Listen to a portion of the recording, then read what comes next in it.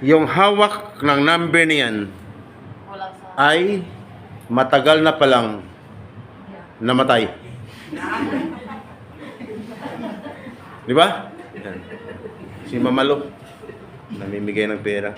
Okay. Matagal nang namatay. Kaya walang sumasagot. Alam niyo ba, ang pagiging buhay OFW, sino mga first timer? Tayo sa mga first timer. Okay, thank you. Isa abroad, tayo sa mga kamay. Isa abroad. Isa abroad. Totoo ba? Yung buhay OFW ay hindi madali? Totoo hindi? Oo. Isa abroad. Isang tanong pa. Masarap buhay OFW hindi? Hindi. First timer? Narinig nyo? Narinig nyo? Ngayon, ang marinig ng mga first timer, ganun ba? Hindi pala masarap buhay OFW. Sabi ni iba, tuloy ito pa ba? Ngayon, bago natin ipagpatuloy, no? Magpapakilala muna ako para malaman nyo kung anong pangalan ko. Welcome po sir sa Pilos. Patapos na kami. Okay, ang pangalan ko pala. Mas maganda, hindi makalimutan ha. Ang pangalan ko by the way, Mrs. Sam Carbaho sa tagapagsalita. Nami Papilos Maring Friday. Nandito rin po kami. Ang iba nagtatanong, Mrs. Sam, ba't kayo dito? Nandito kami dahil sa napakalagang mga services para sa inyo. Ang iba nagtatanong, Mrs. Sam, ano naman ang mga services niyan? Ang lagi kong sagot. Ganito, mamaya, inyong malalaman ang buong detalye sa aking pagbabalik. Hindi na ako lalabas at babalik pa. Tuloy-tuloy na to. Sir, at least, mabuti. Inabutan mo ako, no? Inabutan mo ako. Kasi kung hindi mo ako naabutan, ay di, ibig sabihin, umuwi na kami. So, hindi na ako. Hindi ko na isa-isahin lahat ang sasabihin ko. Kasi bakit? Alam ko, ang iba nagmamadaling umuwi. Tama? Tama. Tama. Dapat, magpipresent pa ako dito sa tarpaulin, sa PowerPoint. Pero pag nag-present ako dito, sa topic ko, matagalan tayo. Okay. Nagbe-base doon sa video na naka-upload yung topic ko. Yung videos na yun is 1,500 videos. Pag present ko dyan, no? Yung 1,500 videos, nag-consume siya ng 1 hour. 1 hour times 1,500 videos equals 1,500 hours, tama? Sa halip ng alabas mo dito is alas 3. Hindi ka makalabas ng alas 3 dito. Ang labas mo dito ay September. September 3 ang labas mo dito. Dapat hindi na lang ako mag-present yan. Araw-araw, nagla-live streaming ako. Pero ngayon, video na lang to. Bakit? Wala akong data.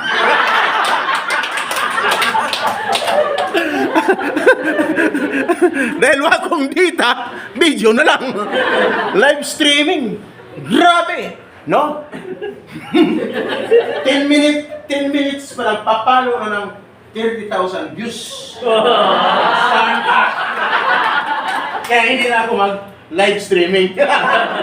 Para mamaya, no? Baka iba, pag nag-live streaming ako, sabihin na agad, unang-una siya, nag-videos na, huliin niyo na. Pero ito, pwede ko pang ma-edit. Kaya sa may mga kaso, napalabas na ng Pilipinas. So may kaso, bago ang buhay. No? Sige, pagkakataon mo pa. May pagkakataon ka pa, ibulong mo lang may sakit. Sa totoo lang. May kaso ako. Huwag mo na ilabas sa video. Diba? Maka mo may full departure order ka. Kasi may nakita ako dito, kahawin niya.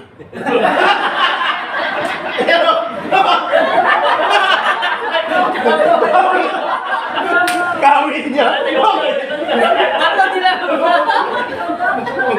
Kahawin niya guys. Huwag kayong magala. Yan sa mga gwapo. Kintag ka igno. Okay? Yan. Okay na ba? Ang part ko dito, is about welfare assistance. Batas ang ating pag-usapan, isang batas lang. Kasi kung lahat, hindi natin matapos. Ang iba dyan, habang nakaupo, palay-tina sa...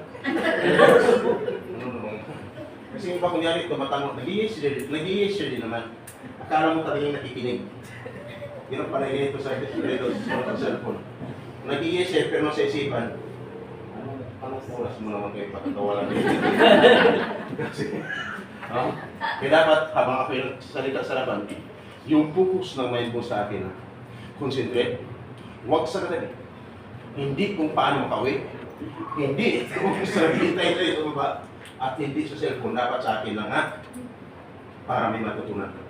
Sabi ni iba, Mr. Sam, paano kami matuto at may matutunan sa iyo? Kasi ikaw lang ang tinitigan namin. Wala naman kaming nababasa. Tama? Wala naman. Wala naman kaming tayo magkopya-kopya kasi gutom na. Tama? Huwag kang maglala. Kanina, lahat sila may pre-present dyan. Ang tanong, nakopya niya ba? Ang tanong, memorize mo ba? Tandaan mo, iba to. Pagdating dito sa part ko, nakalimutan niyo lahat ng mga topics o pinag-usapan dito kanina. Sa akin, hindi mo ako makakalimutan. Sabi ng isang nurse dito, sir, apat na ako na taon dito, sir. Sir, nakalimutan ko na si Mr. ko. Ikaw hindi pa rin kita lang. Bakit yun? May problema pala. Nurse, ma'am, ikaw nurse po eh. Alam ko hindi ka nurse. Kasi ang nurse walang tatlo. Okay! Alam ko meron dito mga nurse. No? Sinong Europe? Europe. Canada. Australia. Kung sa mga Europe, kadalasan, aalis yan. Ang ganda kasing trabaho doon. Pero walang pang placement fee. Magdasal kayo. Malay mo, pag nagdasal ka, may mag-take sa'yo. Ibig sabihin, sinagot lang ang panalangin mo, tama? May iwan ka pa sa pamilya. Sigurado? Naniwala kayo sa dasal? Walang nurse. Ma'am, kayo nurse po? Ano po kayo, ma'am? Po? Manager. Anong course mo, ma'am? Ha? Interior design and design. Interior design niya? Ibig sabihin, magaling pa sa akin. Ang course ko, fine arts. Okay. Yan. Mr. Sam, diretsara tayo. Concentrate ha? Concentrate. Magtatanong ako ng katanungan. Kung kanina 100% ang excitement mo paglabas ni Mr. Julan, sana hindi mababawasan. Ha? Ilang katanungan lang. Pag may narinig ako, may nangyari sa'yo, yung 100% na excitement mo, mabawasan ko. 5 times ako magbawas. Pag alima ako, naka 5 times ako nabawasan ka, na binawasan ka, ibig sabihin, 100%, 5 times 20 equals 100% na excitement mo, ubos ka. Tama? Ang tanong, lahat pa fit to work? Yes, sir. Kasi alam ko, pag kayo ay pinapidos, ay fit to work. Hindi ka pagpidusin kung hindi ka fit to work. Tama ba? Pero kaya lang, ang nangyari dito, kadalasan after kumagtok, halos na lahat ay nagiging unfit to work na. Bakit? Dahil sa narinig sa akin, parang ayaw nang umalis. Hindi nila alam kanina. Malalaman nila ngayon. Hindi sinabi ng mga speaker kanina, sasabihin ko sa inyo. Sa mga isa-pro, hindi mo alam mo. Malaman mo yan. Pagkat hindi pa pinadala ng agency mo dito upang takutin. Pinadala ka dito upang mayroong matutunan tama. Kaya ka nandito. Pagpaman nyo, kung narinig kayo sa atin nakaragot-takot, nervous, ayaw mo lang, it is a part of your training. Ganon ang buhay, bayani, tama? Kung ang sundalo, bayani, ikaw bayani din. Kung sila may sandata, ikaw, anong sandata mo? Kung ano ang natutunan mo dito, yan ang sandata mo pagdating sa labas mo sa tibayan ng nanog, okay? Ngayon, may teacher, papuntang United States of America, wala? Kasi kadalasan, teacher ang tinututukan ko. No? Mahaba ang kwento. Ngayon, ganito, walang teacher. Walang papuntang United States of America, wala. Okay. Batas. Mr. Sam, ano batas yan? May kaugnay sa batas. Buhay, OFW. Okay? Walang tanong. Sino ang nagpag-sign ng kontrata? Taas mo naman. Napag-sign na. 15. Thank you. Sino ang hindi pa nakapag-sign ng kontrata? Taas yung mga kamay. 16. Okay. Nakapag-sign 15. Yung hindi 16. No? Ngayon, tandali. Ganito. 16. Mr. Sam, bakit nagtatanong? Gusto ko lang malaman. No? Nano? Nayon sa batas, dapat ang isang OFW bagong pilos dapat siya yung kapag-sign na kontrata. Sabi ni ba? Ha? Sign ng kontrata. Bakit kami wala pa? May ibig sabihin, bawas na ang excitement mo ng 20%. Ang natira sa excitement ay 80% na lang. At dapat, after magpilos, siguro yung makaalis ka na. Bakit?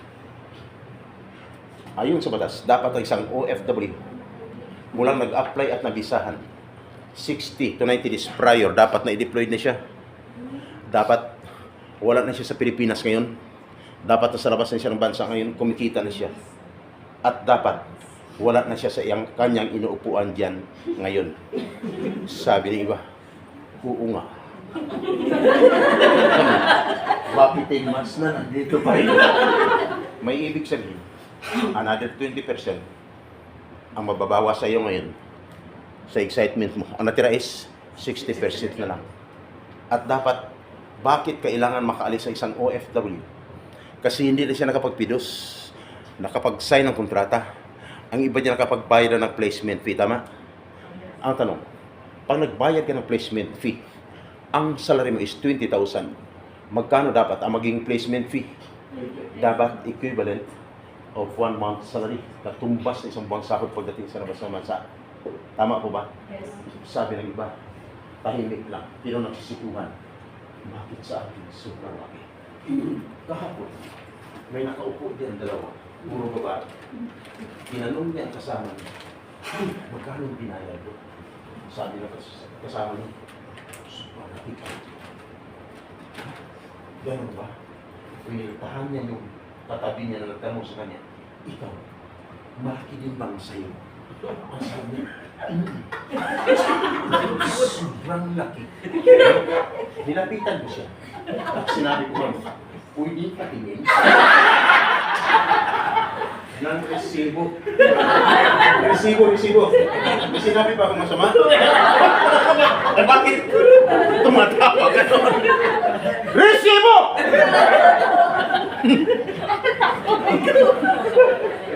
Malaki din ba, ma'am? Yung mo. Okay!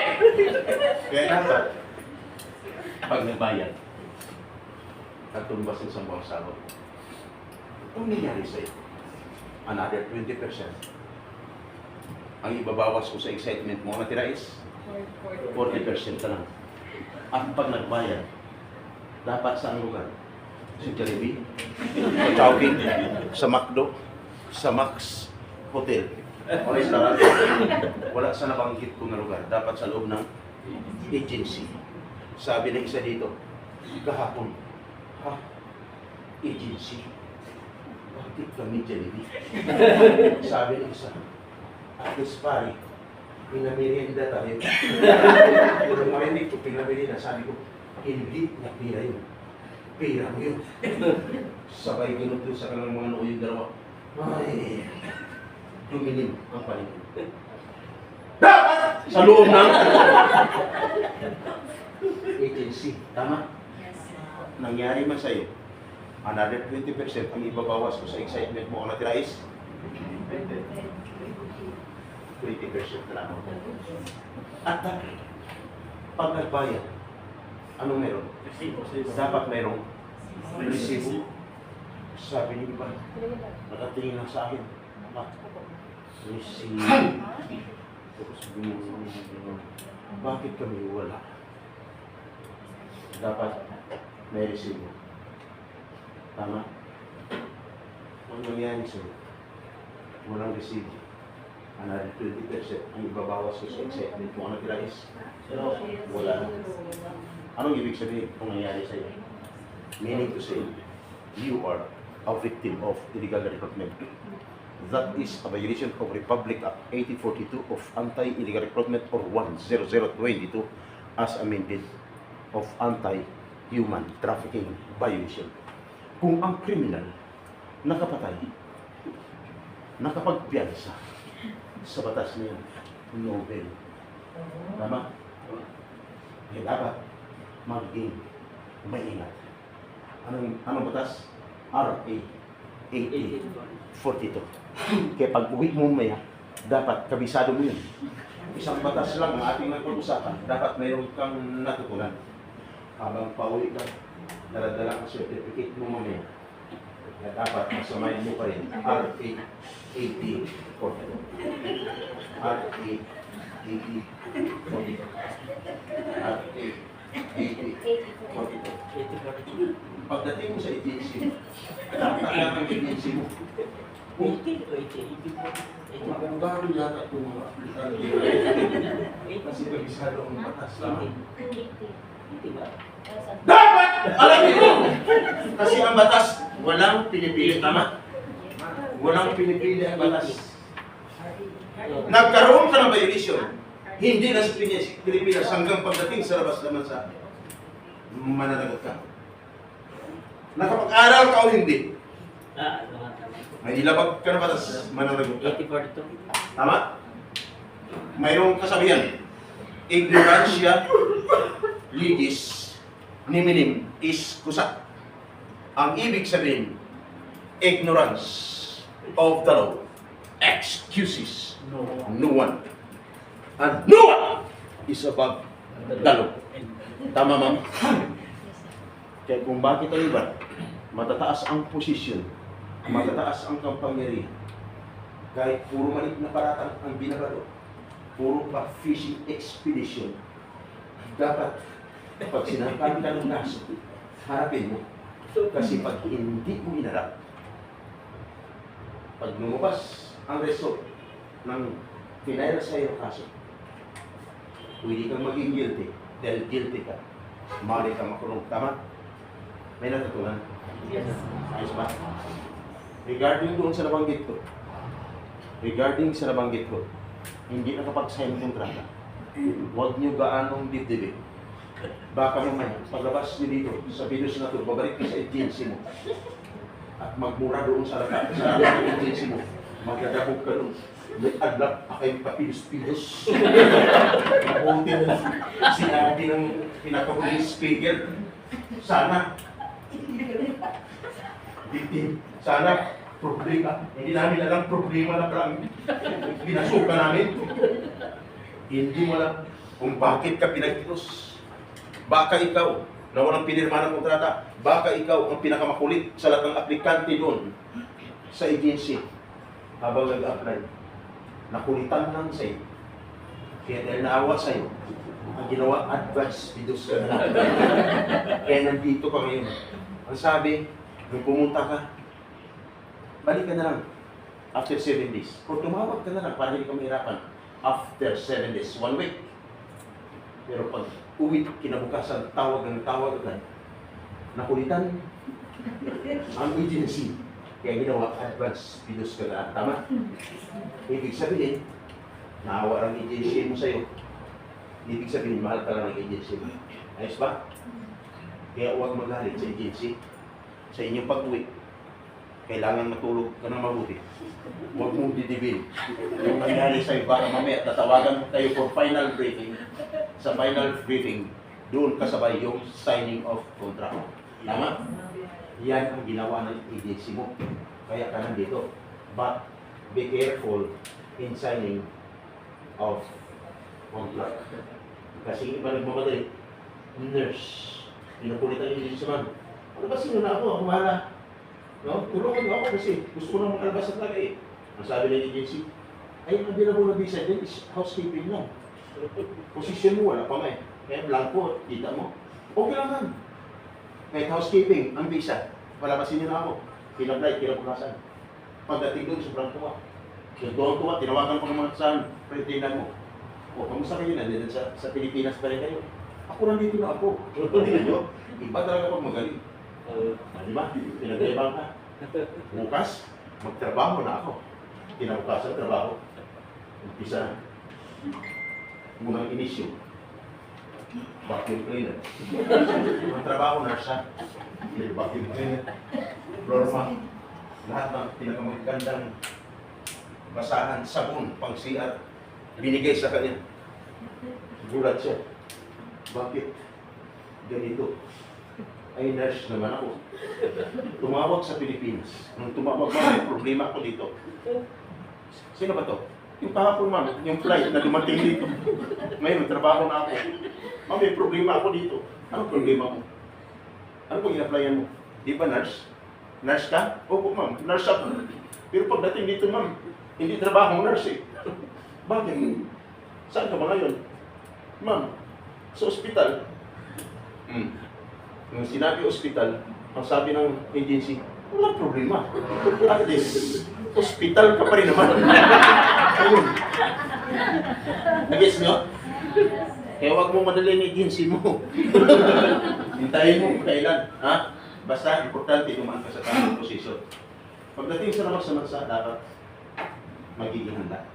Dito sa nabanggit ko kanina, about sa placement fee, no? Lahat ng pag-process ng mga documents, kung saan ka minimit, nakipag-transaction siyo, dapat malaman ng agency. Baka mamaya, nagulat ng agency, no? Biktima ka na pala. Hindi alam ng agency, biktima ka ng illegal recruitment. No? Pag nakulong ang suspect, kulong din ang kausap ko doon sa ng agency. Pwede bang magkaroon ng tinatawag na cancellation of license to operate ang recruitment agency? Bakit? Anong kaso? Accessories of the crime. Tama ba? Mrs. Sam, bakit alam mo ang mga sinasabi mo? Kasi yan ang trabaho ko. Mula noon hanggang ngayon. Guys, kaya kung bakit ka magtataka, habang ako yung nakatayo sa harapan, panay-ikot naman ang aking kamera. Hindi mo alam, once na nag-blink ang aking kamera, pag nung tinapatan ka ng kamera ko, ibig sabihin, ikaw na ang pinakamatagal kong hinahanap. Ngayon, nandito ka na. Okay. Parang nakakatawa yung sinasabi ko na. Lahat ng sinabi ko ay more on realities. Kaya dapat maging may pagdating sa labas sa bansa, dapat may problema man. Sino ang i-inform? Wala kayong ibang i-inform kundi agency ninyo. Unang-una, huwag kalimutan ang inyong agency. Okay? Lahat ba may agency? Yes, sir. Agency. Hindi kung sino-sino mga politiko. Okay noon. Pero ngayon hindi na okay. Pag tinitingnan ang problema mo, hindi pwede mag-viral. Bahala ka sa buhay mo. No? I-refer ka lang ng i-refer. Hindi pa natapos ang problema mo, wala pang solusyon. Pag uwi ng Pilipinas, sarado ng agency. Yan ang nagpa-viral eh. Pag sinara ng agency. Sarado ng agency, wala pang solusyon ang problema mo. Nung pumunta ka sa abogado, doon mo nalalaman. Talo ka pala. Hawak ng abogado ang kaso, manalo o matalo, magbabayad ka. Kaya dapat, ang gagawin niyo, agency ang inform. Pag hindi mo na-contact ang agency, mayroon kang pwedeng tawagan na makausap mo anytime. Walang pinipiling oras. Kahit gabi, mapaaraw, kahit saang lugar, basta may signal, ma'am, umaksyon. Ayos ba, ma'am? Narinig niyo ba si Sara Balabagan? Yeah. Ano si Sara Balabagan? Isang OFW na nakulong at tinatulan ng kamatayan. Yes po. Sir, okay. Pero, ligtas ang buhay sa bingit ng kamatayan. Si Engineer Jan Aquino, narinig niyo rin, isang engineer, maganda ang posisyon, maganda ang profesyon, maganda ang sahod, nasa opisina lang nakaupo. Pero nung lumabas, nagkaroon siya ng problema. Kaya napatay niya ang isang leader ng isang grupo. Pinagtulungan siya na bukuin ng anim. Self-defense ang kanyang ginawa. Patay ang leader ng isang grupo. Kaya siya nakulong at pinatulan ng kamatayan. Nakulong niya! Pero ligtas ang kanyang buhay sa bingit ng kamatayan. Sino tumulong? Wala iba. Magkasama kami ng dating boss ko. Ang dating boss ko ay isang ambassador ng United Arab Emirates. Ako, hindi. Nung umuwi siya ng Pilipinas, ang boss ko ay nagiging NLRC chairman sa Banawi, Quezon City. Ako, hindi. Year 2013, ang boss ko sumalang sa politika, nanalo as congressman. Ako, hindi. Year 2013, at the same year, nung manalo siya, umupo siya sa Congress. Nung umupo siya, nag-resign ako. Nung mag-resign ako, siya ay namatay. Ako, hindi. Tuloy na tumutulong mula noon hanggang ngayon. Kaya swerte niyo sa aming pagkinapilos, sabihin niyo sa inyong agency, ma'am, swerte. Doon kami nagpilos. Oras na may problema, mayroon pa lang tutulong sa amin. At hindi lang sa amin, pati sa inyo. Hindi na kayo makakasuhan pa. No? Bakit? Mayroong tagapagtanggol. Hindi lang sa amin, pati sa inyo, na agency namin. Ayos ba? Sino ang action? Walang iba. Kung hindi. Ako. Nakikinig ba kayo ng balita noong year 2000? Year 2000. 3 o 3 dekada na po ako sa servisyo. Guys, kaya kung bakit ka magtataka, puro ako blad dito. Wala namang tiniting. Memorize ko lahat ang sinasabi ko. Yung 1,500 videos, alam ko lahat. May mga kwento nun. Guys, wala pa itong building na to. Ako ay nasa servisyo na. Pidos doon, pidos sa 5th floor, hanggang 5th floor. Pidos doon.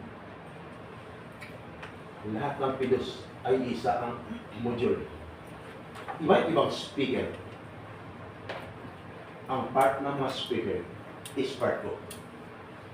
Ang part ko, hindi nila part. Yung kami pa pidos, wala pa ito noon. Pati yung building na yan noon, wala pa yan noon, ma'am. Chowking pa lang yan. Ngayon, ma'am, gusto mo malaman kung anong building yan. Gusto mo malaman? Gusto mo malaman, ma'am? Sagot lang. Cross-examination. Sagot mo sa akin, yes or no lang. Ma'am, gusto mo malaman kung yung building yan? Yung building na yan, Lotus Hotel. Ma'am, sasama ka. Para malaman mo kung ano ang magiging sitwasyon ng building na yan. Biyak-biyak naman mo. Ayan. Katulad ng isang architect engineer dito. Ma'am, gusto mo malaman kung anong building? Yes. Gusto mo makita mismo ang kaloob-looban nun? Sabi niya, opo. Sasama ka? Pag-isama kita. Sabi niya, okay. Ma'am, pero bago tayo pumunta doon, pakita ko siyo kung anong building yun. Sasabihin ko na, sabi ko, ma'am, Lotus Hotel yan. Sabi ko, sasama ka pa rin? Sabi niya, ikaw. Okay! Ma'am, huwag ka na. Dating shopping yan. Yung building na ito, dapat ito. Year 2000 hanggang 2010. Kung may marinig kayo sa pagbabalita sa radio, sa extra, hindi na ako mag-intro. Pag sinabi, sa extra, mula sa Luzon, Makati, ito si Babat Turuan, 4-1, ang nagurasi pinanay, tulong na 50,000 watts, DWIZ! Ma'am, ako po yun. Sa isang radyo, pag sinabi mula sa Luzon, ito ang RS News, sabi ka ba sa ang naglilingkod sa pagbabalita. Ako rin po yun. Ma'am, maganda ba ang boses ko, ma'am? Maganda. Maganda naman po. Maganda naman po. Sagot ka, ma'am, yes or no? Thank you, ma'am. Kasi ang sagot dito ng isa kapon ay hindi. Saan? Sabi ko, bakit saan? Eh kasi, pangit mo. Pero, wala siyang kalam-malam. Lahat ng pagtanggol ko. Kung sino maganda, gwapo sila kung pagtanggol ko. Biglang sumigaw, ay bakit? Wala naman yan sa performance eh. Sa mukha eh. Sabi ko, ma'am, sir, sana yun? Sagot sa akin, sir, sa performance yan. Tama, ma'am? Wala sa mukha. Sa performance. Sa isang dyaryo, ako si kagapay natin. Sa isang dyaryo, ako si Latigo ng bayan. Kaya sa pagbabalita sa radyo, parang ganun din dito sa pag ako nagba-vlog. Pag sinabi sa extra dito sa aking vlog, mula sa social media, ito yung kagapay, si kagapay natin sa Kagapay ECTV. Ang Kagapay ECTV patuloy na naglilingkod, nagmamasin, mapaaraman, sa kailalim ng gabi. Beng. Ako yun, ma'am. May natutunan? Okay. So, diyan ako nagtatapos. Thank you sa mga nanood. Hindi nyo pa mapanood kasi hindi ko pa na-upload. Thank you sa aking mga regular na viewers, aking mga subscribers, Luzon, Visayas at Mindanao. Maraming salamat. Hindi na pa po yung code. Si Kagapay natin sa Kaagapay ECTV. Thank you and God bless.